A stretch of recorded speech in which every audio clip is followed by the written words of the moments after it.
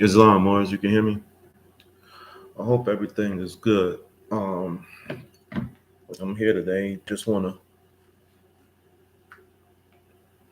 yeah, I'm here today. I just wanna go ahead and drop a few things. Um, I don't know if the feed is right or not. But what I mean, on this lovely day, I want to go ahead and start putting out a little bit more information as far as is this Morocco or people keep saying this is the United States of the Americas, right? But we already know by doing extensive research that this part of Northwest Maxim means the extreme West is here in the so-called United States of America, which we have to be looking at a lot of things in history as far as what has been taught and what has not been taught. Now, um, we I just wanted to make some distinctions on who we are as a people and um, why they try to say that we are Negro, colored, Black, African American, um, and that aspect. Um, we're not that because those are brands, and if the people who really study and do the research, you'll understand that it's a diabolical plan behind making us, brands, and you know, so certain things have to be, certain things have to be acknowledged as far as our nationality, birthrights, um, and the certain aspects of trying to teach this to your people. Because a lot of people, they don't want to hear anything. They, you know, if they do want to hear certain things, they want to know what the benefit. Um, you know, then I notice that a lot of people are going with these dirty Moors, um, thinking that they have the answers. In actuality, they don't. They are usurping and taking advantage of our people because they know our people are, confused about what our prophet did and what he brought to us as Moors. Now, I want to talk about Noble Drew Ali. He was the last prophet in this day and time. So, our people, we have to understand that in this day and time, that Noble Drew Ali is the prophet. And he came to us because we are out of our minds. Okay? We have been indoctrinated and we have been, you know, enslaved in the brain because they stopped our ancestors from certain generations from learning. Okay? They didn't allow you to read or write.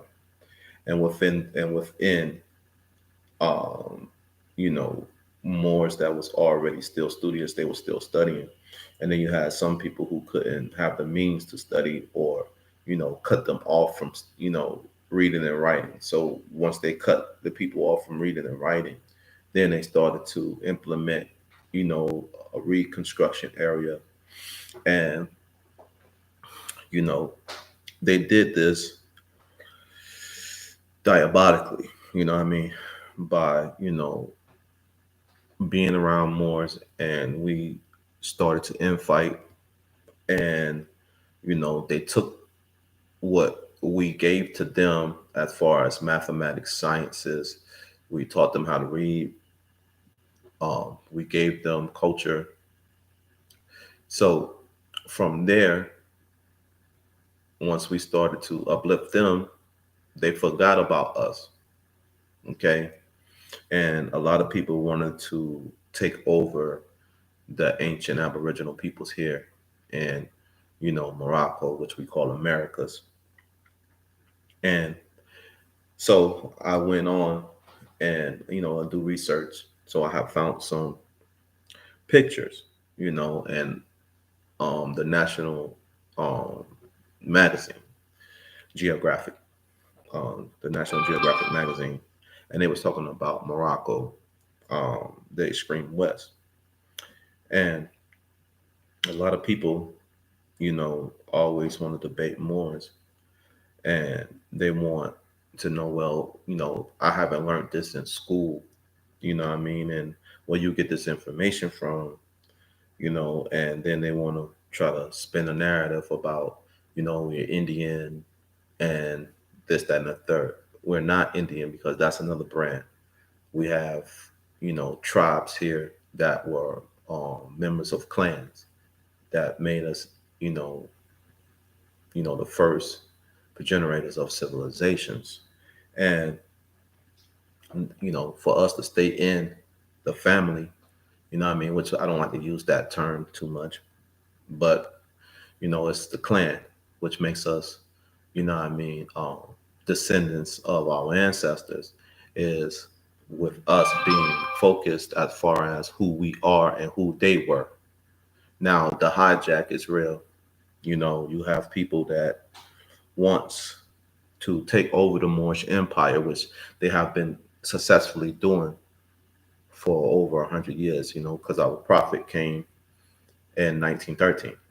And, they plotted on him and, tried to tear down what he brought. But the prophet said that before you tear this movement up, you'll tear yourself up. So in actuality, what the Moorish American have is we are in stone. There is a Moorish government. Okay. There was a prophet. Okay. And the Moroccan Empire is tied to the Moorish Empire. All right. So what people don't get is that when we go into trying to, explain this stuff and give people a broader, um, how can I say, a more broader perspective of what's been going on and how our people been, indoctrinated. You see what I'm saying? Because we have a lot of people that come here and make, Federal Reserve notes. You see what I'm saying? That's not attached to anything. So, you know, a lot of our people, they are tied into commerce, and, you know, working a job every day, and they're not improving their lives as far as owning something to pass it down to their pass it down to their children, so their posterity. So if we're being educated just to run companies and run other people's business and make them rich, we'll never have anything for ourselves.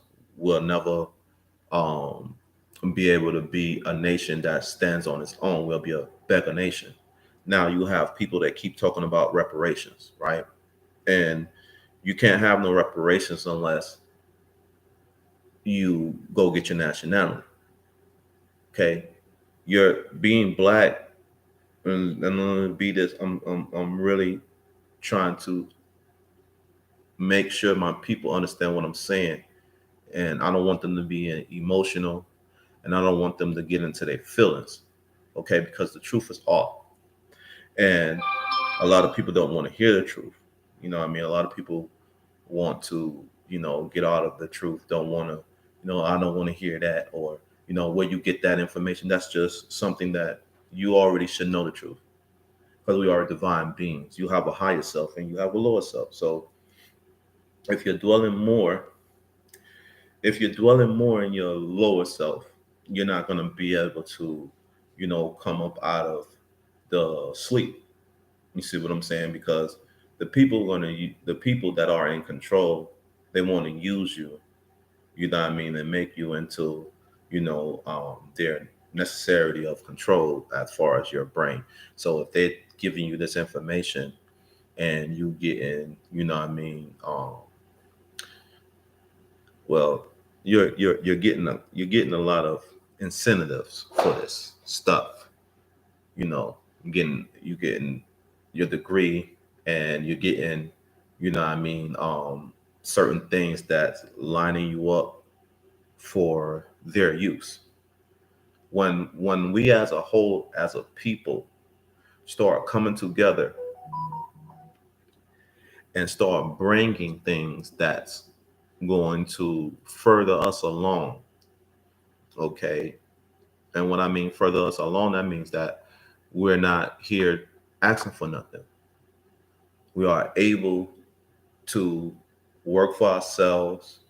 We are able to construct our own businesses. We are able to do trade and commerce with other nations without, nobody interrupting. So that's why in history, I mean, a lot of these, Moorish towns was destroyed, which they call black.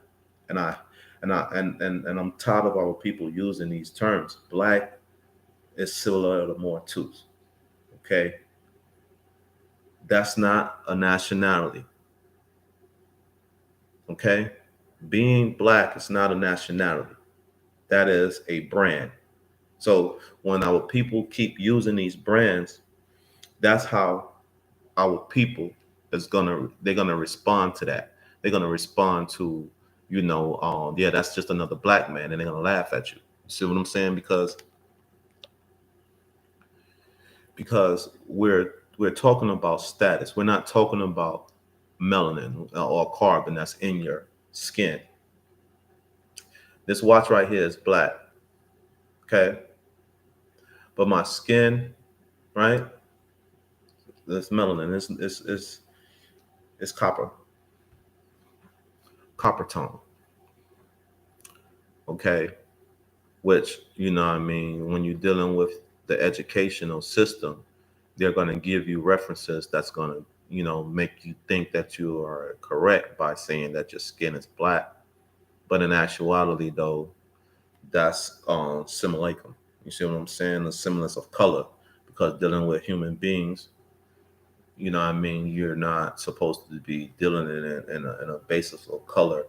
You see what I'm saying? To distinguish yourself by, what I mean? You're supposed to have a pedigree. You're supposed to have a nationality.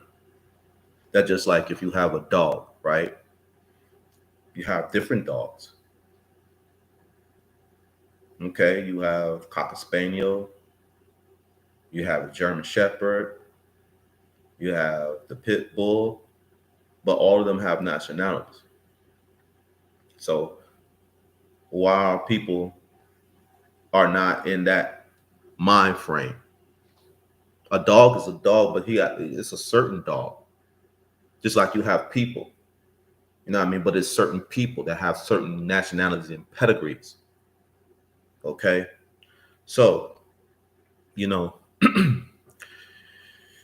I don't want to be on here long, but you know, we got, this picture of the Moabitess, and she is rocking the fez. Okay. All right. And a lot of people want to say, well, you know, that's a party hat. No, it's not a party hat. It's a fez. And this was going on in 1906.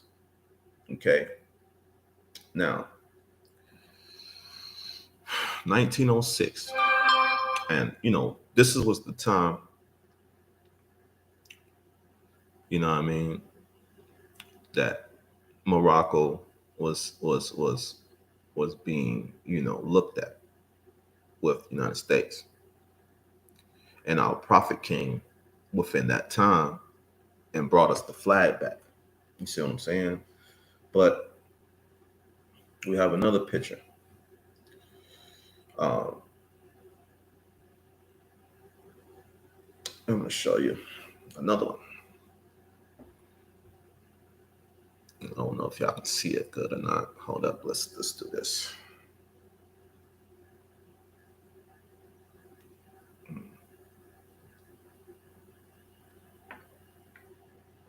All righty, that's the other one right there. And this is pictures of Moors. Okay, but they don't want to tell you that. They want to say, well, these Moors, what I mean, you know, they want to talk crazy and this, that, and the third, and they don't want to understand. This is another picture. I want you to see this one. Now, Moorish, right? But this is right here in Mexico, right? A Mexican, what I mean? She looks just like, a Boricua, what I mean? Or, you know, a Mexican. You see what I'm saying? That's really, got Moorish blood. See what I'm saying? Now, but they want to talk all this crazy stuff and say that Moors wasn't here. But in actuality, we were. Here's another picture. All right. All right. Another picture there. So I wanted to charm on some things. Here's another picture. Okay, don't you see the Moorish flag? Don't you see the Moorish red flag? All right, right there. And a Mexican, which, we call Morocco, Mexico, you know what I mean? And Khalifa, you see? So then we have camels. There's another picture right there. All right, look at the camels. Now, camels are indigenous to the Americas, okay? Not to Africa, all right? All right.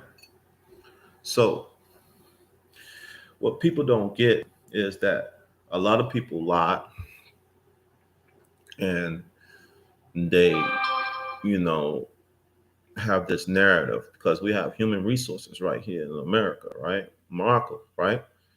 And they got everything set up, since we was flipped over into a trust because that's what's the whole deal is about. You know what I mean? Taking over your ancestral estate. When a prophet was running around, there was no trusts, none at all, except for the prophet he made a trust for us. See, and then after the prophet's demise, then they came and flipped everything over. They made trusts and they gave, trickery through, you know, word play. That's why, you have to know etymology of the words and, because the word was with God. So if the word was with God and you're not being in your God capacity, then you're going to be taken advantage of. Now let me show you another picture right here. Okay, it says typical Moor, right? Right. Let's see how dark that brother is. See his woolly beard, right? Now, they still Moors. You have the darker, then you will have the mid, and those are Moors too. So let's blow it up again. So I want you to see this one again. And it says, one of the Rosalind men, a Berber, a Moor. Okay, the woolly beard.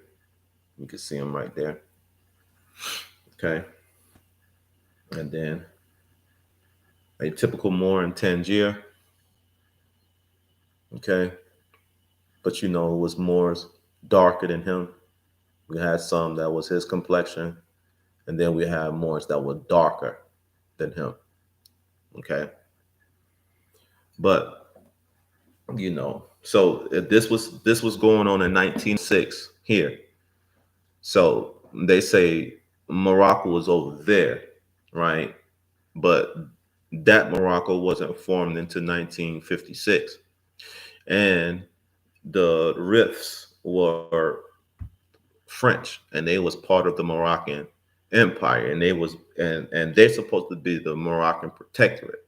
But they got together with the Abion, what I mean, and legislated and put Morocco over there so the people wouldn't be, wise to know that this is Morocco here, because we are the link to all the ancient um, civilizations.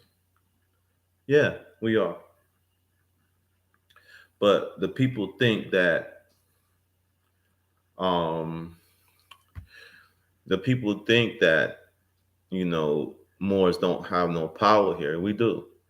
It's just that you have people that work for the United States corporation that are agents on, and they are violating their oath of office, or they might just be de facto all around and working for the bar, okay, which the bar attorneys, right, are a part of the British um, paramount, paramount with the Pope and all them.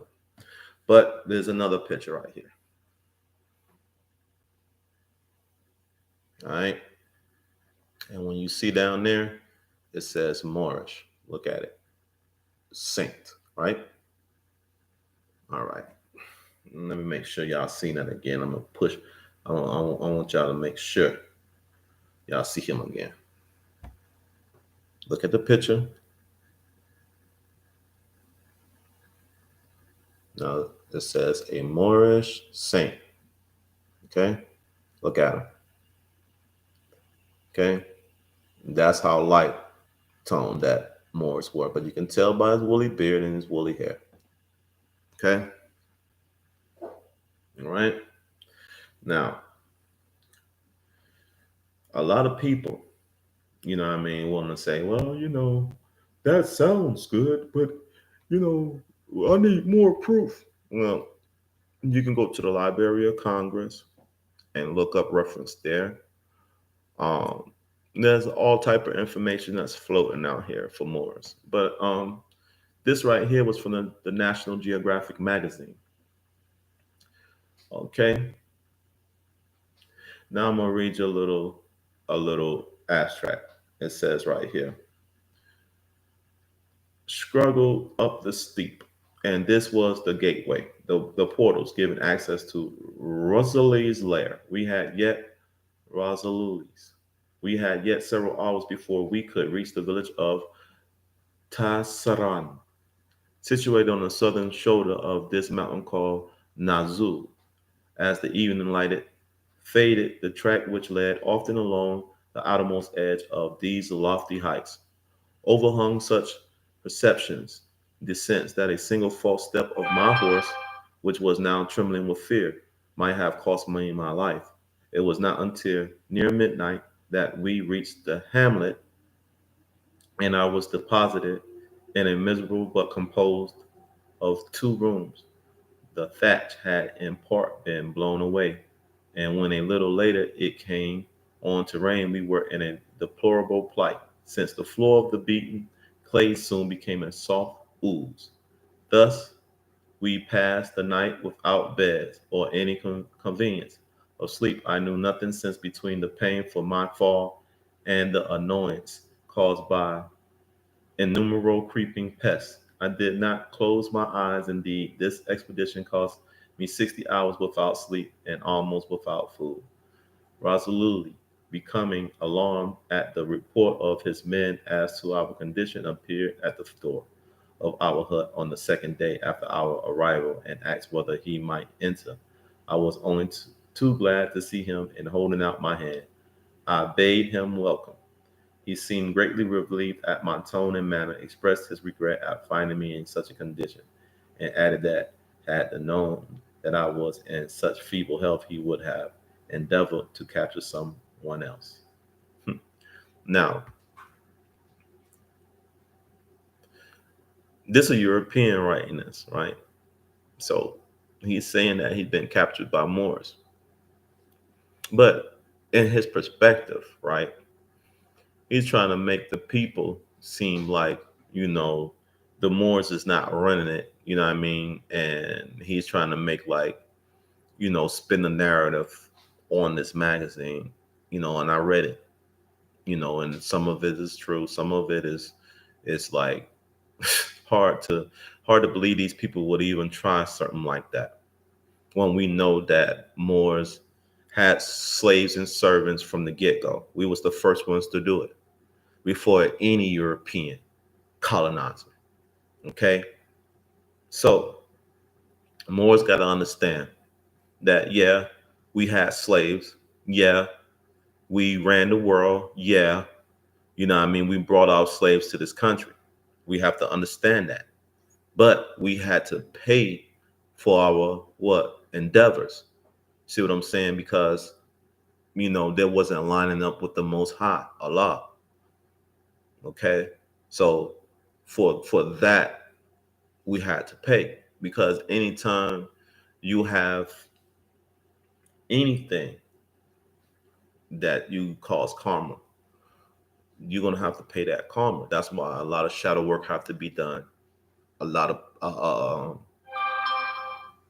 of understanding, understanding, and overstanding have to be admitted to yourself before you can even start doing some of this work. Because the prophet said you have to love instead of hate.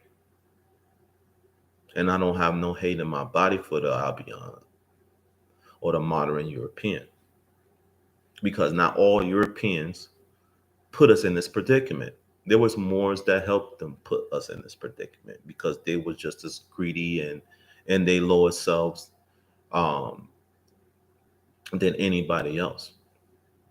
And they got with some of these people, like the Rothschilds, okay? And they plotted on the people that really was the movers and shakers here. That's what um, the sinking of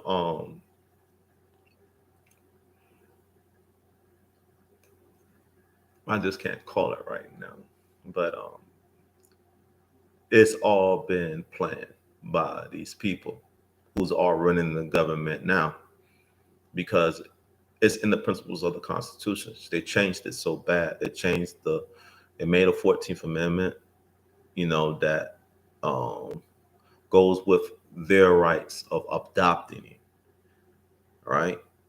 So if you adopt something, what I mean, the Constitution shouldn't be adopted when the Constitution was already here. So, if you are doing certain things and changing the Republican form of government, and then you're trying to be a communist, right? Using communist methods, but then at the same time using democracy, which is democracy. All right, all of it is treason. By you even giving us an education to only trick us, indoctrinate us into your method of handling things. And this is what these people do on a daily basis.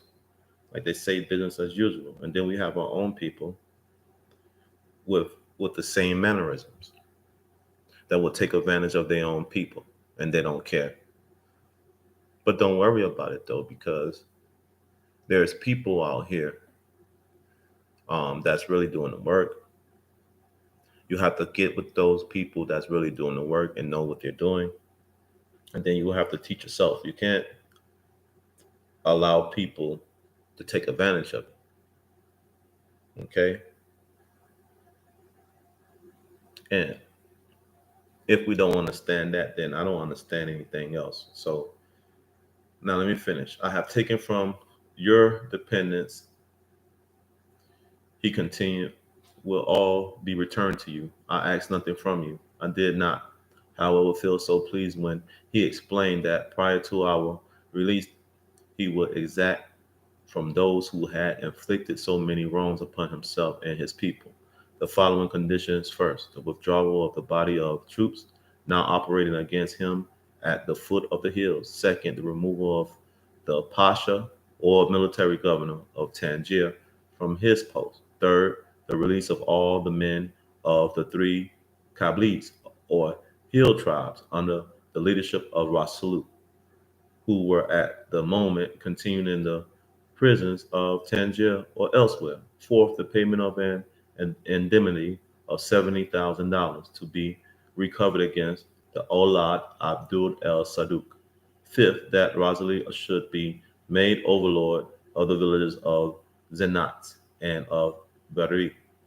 As Rosalie concluded, I felt like saying, why not ask to be proclaimed out and out Sultan of Morocco? In fact, it seemed to me that it was quite as likely that the Sultan Ab, Abd el Aziz would agree to renounce the throne in favor of Razin. See how these people are trying to do? Who is Rosalind? Right? These people are supposed to be honorable because we put people in place to be honorable, you know what I mean, and make sure they took care of the Moors. But they didn't do that. Matter of fact, they traded places with us. They took on the identity of white because they're not white people. White is status. When you look at the modern European, he's pink, he's the colored one, he's the black one, okay, because he's lack of melanin. All right. So, and that's how we did distinctions back then.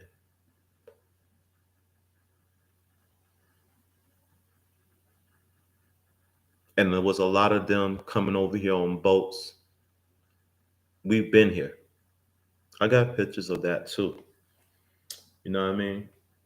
But as Rosalini concluded, I felt like saying, why not ask to be proclaimed out and out Sultan of Morocco? In fact, it seemed to me that it was quite as likely that the Sultan Abdul El Aziz would agree to renounce the throne in favor of Rosalie as to accede to such conditions as the latter proposed to demand before consenting to our release. I literally felt my heart sink as I was thus informed of the nature of these conditions. I did not then know, however, of the orders which even at that very moment had been issued here in Washington, thanks to which energetic action on the part of our government may release was subsequently secured.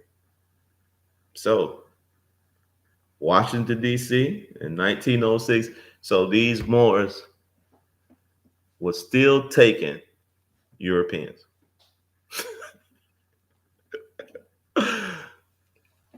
And that's what it says here.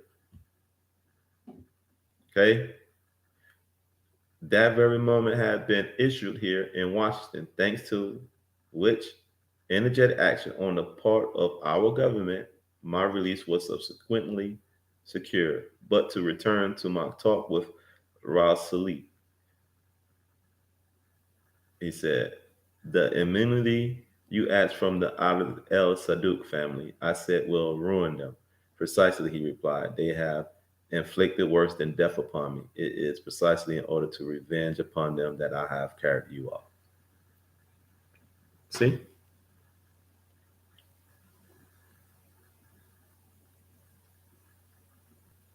So he's really going after them because of an injury.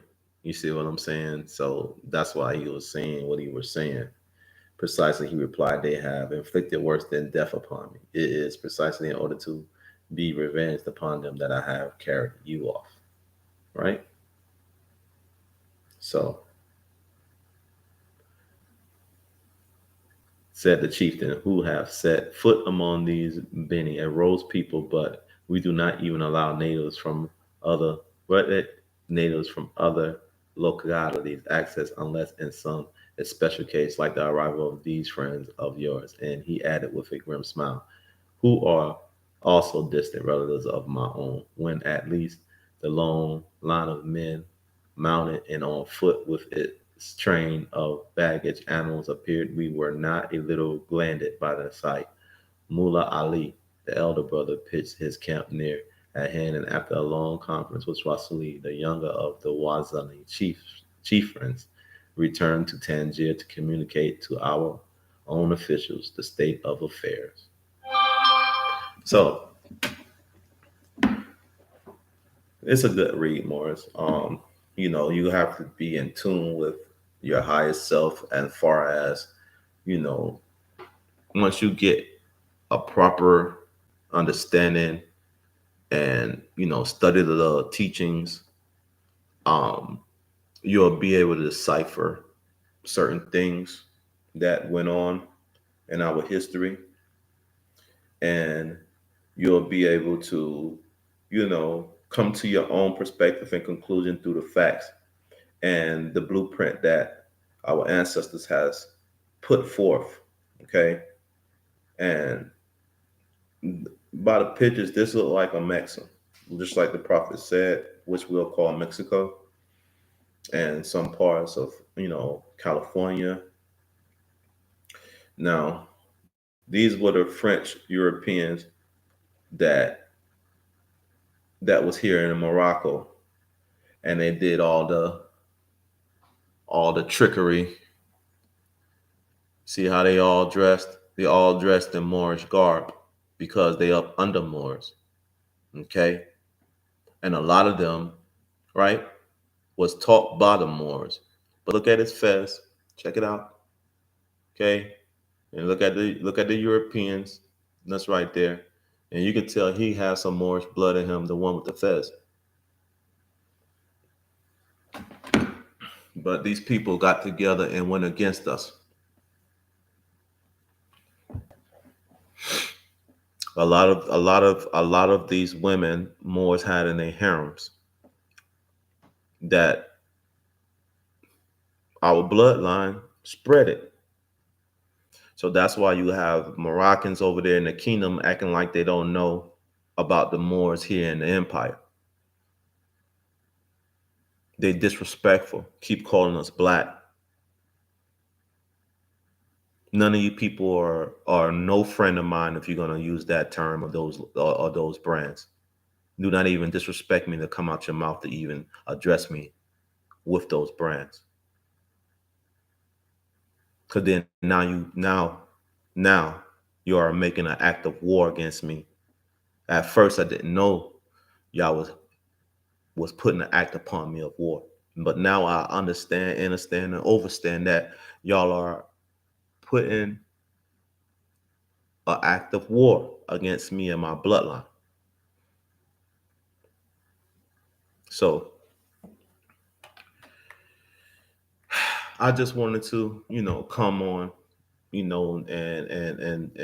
really put the basis for that. You know what I mean? Because anything else would be uncivilized. When we take the time to analyze the lessons of Noble Drew Ali, it brings to attention the fact that he was a prophet and his prophecies have been manifesting since his assassination in 1929. Okay. Like the prophets of old, Noble Drew Ali did the work necessary to get the people to recognize their worth. That the people who applied the lessons will be doing even greater works than they. The prophet came to do. However, that work doesn't make everyone a prophet. Okay, because it has to be in their intentions and in their heart, and they have to be in tune with Allah, the Most High, and they have to be in tune with their prophet.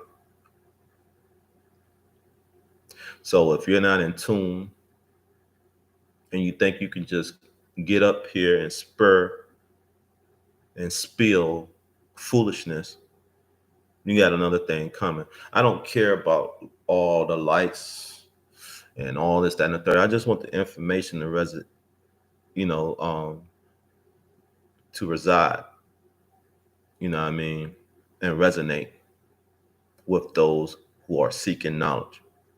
with those who are seeking the truth, with those who are ready to put in work, with those like-minded individuals that are upright, pure, and clean, and are destined to follow their prophet to whatever that destination might be. Those are the people I'm looking for. I'm looking for upright, pure, and clean Moors. You know what I mean? And if I find out that you're not that, I don't want to be around you. You know, so that's just what it is. Moors are here. We are in Americas, which we know is Morocco, and we are coming for our birthrights, and we're here to stand on our square, to be the people, the vanguards of this movement, and to put the Moors back where the prophet eventually wanted us to be in the beginning. Okay, Moors been rising up. The rise of the Moors been here, always been here. It's just that we have people in place that want to act like they don't know what they're talking about. They want to act like the prophet wasn't here already, but they want to dress like him. They want to speak like him, but they don't want to acknowledge him. So I just want to make sure that all the Moors that, you know, I deal with, I talk to all the time, you know what I mean? We're going to keep things the way they're supposed to be as far as uplifting fallen humanity. Um, I don't look at anything else but trying to uplift fallen humanity. You know what I mean? Because certain things in your life you should be able to try to get yourself into a a, a, a better flow of being who you are, as far as, you know, grounding yourself, educating yourself, you know what I mean, and becoming more spiritual, um, becoming a better father, becoming a better man, um, any and everything that's supposed to uplift yourself so you can uplift your family. You know what I mean? And that's really the point. The point is to be on your square and do what the prophet instructed us to do. Because the prophet said, the only thing that will surprise me about you more is if you do right. That's the only thing that'll surprise me about you more. So with that one, Morris, love, truth, peace, freedom, and justice. Islam, Morris.